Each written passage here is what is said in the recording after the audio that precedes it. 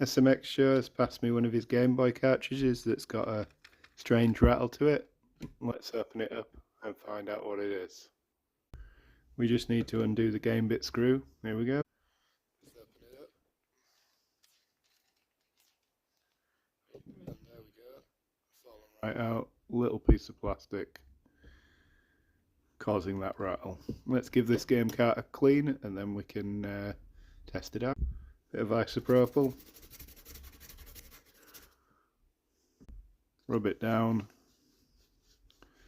Make sure you get all the dirt off of the contacts, and look at that.